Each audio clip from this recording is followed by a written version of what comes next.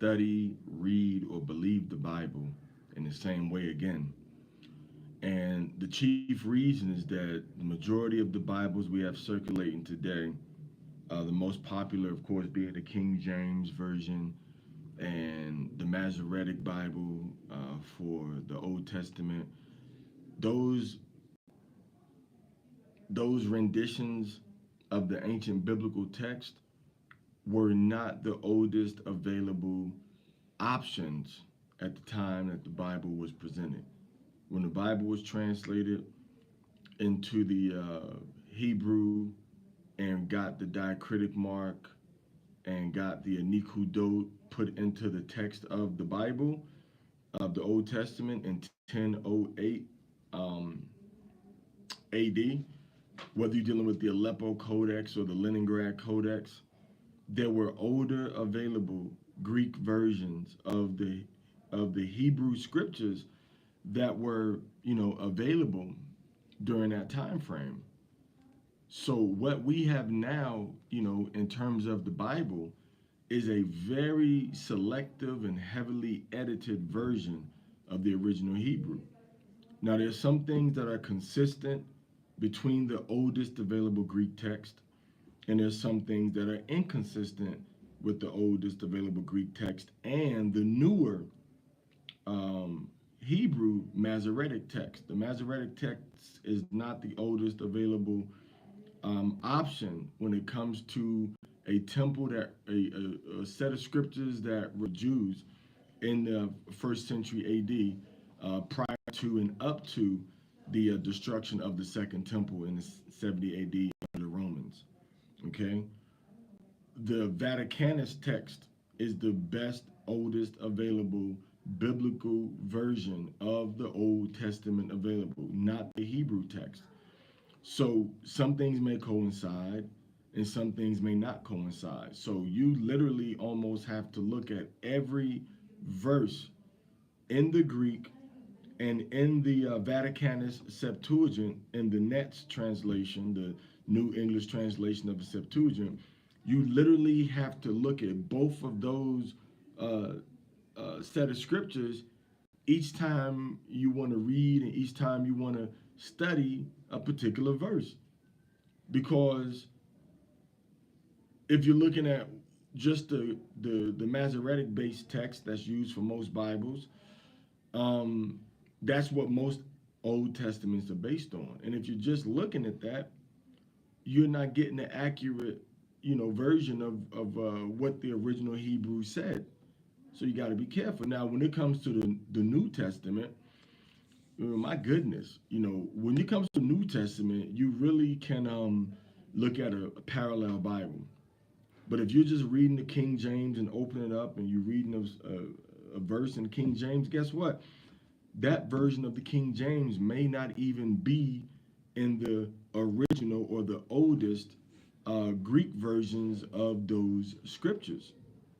So you have to, again, when you look at the King James, you have to look at another Greek translation to say, okay, well, is this in the ancient Greek versions of the Bible? And 9 times out of 10, it will be the same. All right. Notice I said, you know, well, you know what? Let me be more specific. 5 to 10 times out of 100 is going to be different. 90 to 95 times out of 100 is going to be the same. But the places where they're different from the King James Bible are major doctrinal differences. All right. But there are differences that are just, kind of, let's call it, changes that were added into the Bible.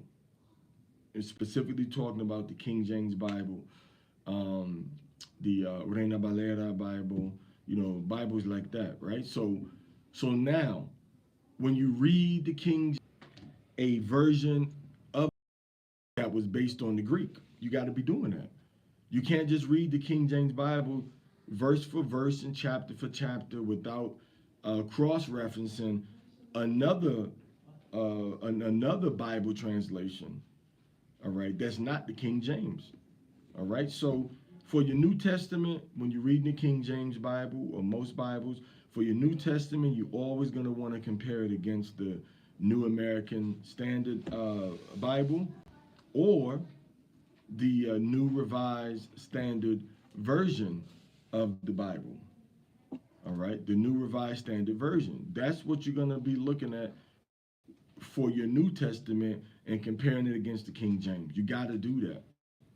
Now, when you're talking about your Old Testament, you have to use the New English translation of the Septuagint and then compare that against every verse and chapter that you're reading in the King James Bible.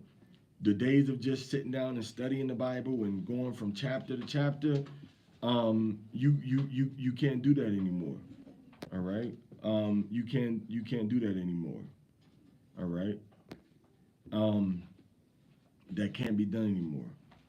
All right, so now you have to sit down and look at the New English translation of the Septuagint for the Old Testament, and you have to look at the I would say the NASB for the New Testament, but I would say the NRSV for the Apocrypha and for the New Testament books.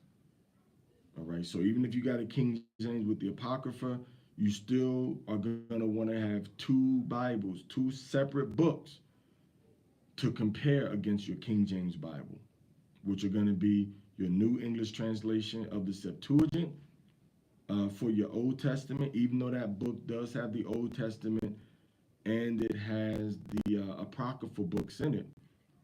All right, so I'm going to say the Old Testament primarily.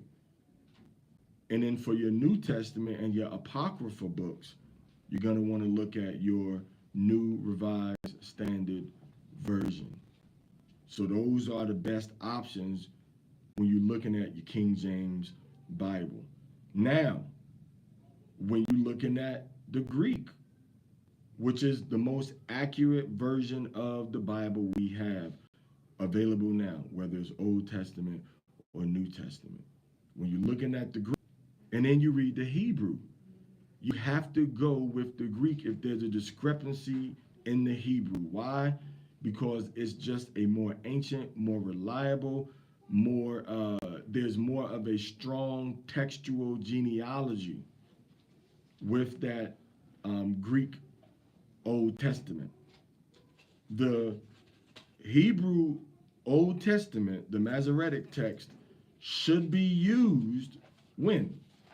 You should use it once you establish that it does not contradict the Greek, the older Greek Old Testament, all right? And you use it for clarification from a Hebraic perspective, as well as a grammatical understanding and a grammatical depth of the verse that you won't see in the Greek 9 times out of 10. Because remember, it came from the Hebrew, got put into the Greek, and then they started to edit the Hebrew to change some of the prophecies and to change some of the statements that were made to accommodate a more religious, a more structured and developed religious perspective from the Old Testament, as opposed to just directly what the text was saying. Okay? So now, even when it comes to your Hebrew Testament, your BHS, all right, your BHS, your Chumash, all right, your JPS Bibles, even with that, you're not going to be, you shouldn't rely on that heavily for your English or for your Hebrew. Again, you always going to have to go back and check the Greek. Now,